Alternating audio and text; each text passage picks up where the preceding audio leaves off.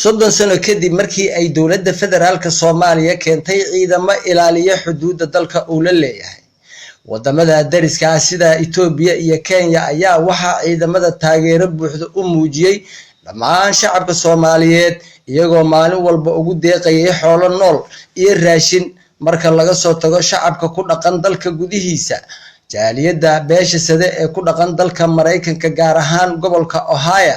ayaa deeq lacageed oo $7,000 ah soo gaarsiiyay ciidamada xoogga dalka Soomaaliyeed ee ku sugan degmada Balad Xaawo ayagoona u soo mariyay barasaabka gobolka Gado mudane Macalimow iyo taliyaha ciidanka xasilinta gobolka Gado Bakaal Kooke waxaana deeqda lacageed lagu iibiyay raashin loogu talagalay in lagu afuriyo ciidamada xoogga dalka xasilinta taliyaha guud ee ciidamada xoogga dalka gobolka Gado gaashaanle sare Maxamed Cadow Cali Sanka gudoomiyaha degmada Balad Xaawo taliyaha xasilinta iyo barasaabka gobolka ayaana ugu horeyn goobta uga mahad ceshay jaaliyada beesha sade ee deeqda soo dirtay farxad mar labaad ah inaan maalin hore jaaliyadeena Soomaaliyeed ay noogu soo deeqeen ciidamada qalabka sida lacag $1,000 ah taasoo aan ugu gadnay raashin kuna wareejinay maantana mar labaad ayay fursad kale iyo farxad noo tahay ayagoo ku sadaqaystay walaalahooda naftooda iyo dhiigooda u huray inay difaacaan dalka iyo dadka Soomaaliyeed iyo ciidda Soomaaliyeed ay u hureen naftooda habeen iyo maalin ay u taagan yihiin roobka iyo qoraxda iyo qabowga ayagana ajir Allah ka siiyo kuwa ugu soo deeqay maanta tana 7,000 oo raashinka loo siiyay ajir Allah ka siiyo ka hore u mahad celinayaa jaaliyada Soomaaliyeed ee ku nool Mareykanka oo garab istaagtay ciidanka xoogga dalka iyo qaybihiisa kala duwan ee ka howlgalaya xuduudda Balad Xaawo saal la socoteen marxaladii ciidanka uu xuduudkan soo gaaray waxay ahayd marxalad ay ciidanka xoogga dalka Soomaaliyeed 30 sano kadib inuu xuduudaha imaado ahayd marxaladaas waxaa ka soo baxday farxad badan oo ay bulshadii deegaanka deganeed ay ku wajahday inay loog u samayso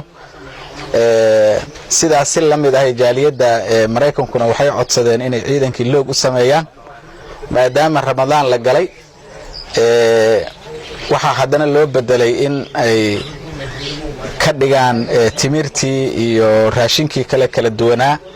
si halkaas ay xilli wanaagsan oo waliba sadaqa ah oo maaragtay aad u qurux badan bayna ugu soo aaday waan uga mahad celinaynaa garab istaagooda taa waxay ku tusaysaa in Soomaaliya ay ku faraxsan tahay inay dib u hesho ciidankeedii xoogga dalka oo ka howlgalaya dhammaan xuduudaheedii bismillaahir rahmaanir rahiim marka hore waxaan mahad celinayaa saraakiisha taliyaha guutada xasilinta iyo taliyaha gobolka maamulka degmada Balad Xaawo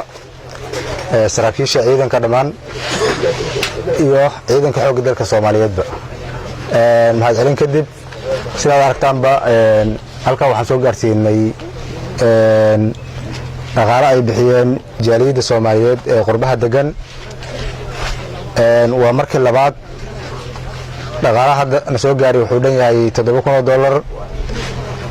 kan ayaanta hore na soo gaarin wuxuu ahaa $1,000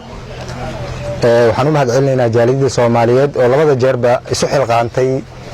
ayadoo cid wacdi aysan jirin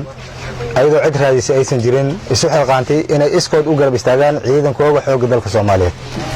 aad iyo aad baan ugu mahad celinaynaa gabagabadii ayaa waxaa dhankiisa ka hadlay taliyaha guud ee ciidamada xoogga dalka gobolka Gado gaashaanle sare Maxamed Cadow Cali Sanka ugana mahad celiyay jaaliyada sida ay ugu soo taageereen ciidankooda xoogga dalka Soomaaliyeed ee gobolka Gado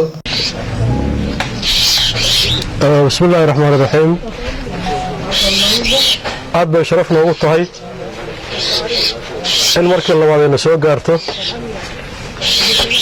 deeq lacageed oo dhan $7,000 oo lagu soo gaday raashinka idin muuqanayo waa u mahad celinaynaa jaaliyada Soomaaliyeed ee deegaanka gobolka Gado iyo dadka qurbaha jooga oo Mareykanka ku sugan oo arintaas iska xil saaray waxaan ka baran karnaa ummadda Soomaaliyeed meel kasta ay joogto siday u garab taagan tahay ciidankeeda ay doonayso heel iyo hooba wax inay runtii ula qabtaan askariga dagaalka ku jiro markuu arko qofkiisa shacabka ama bulshadiisa oo garab taagan oo dhiiri gelinayso isagoo libaax ahaa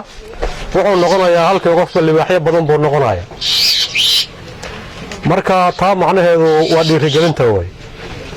waa idin mahad celinayaa 100% warsame xaaji faarax dalka TV degmada Beled Xaawo ee gobolka Gadow.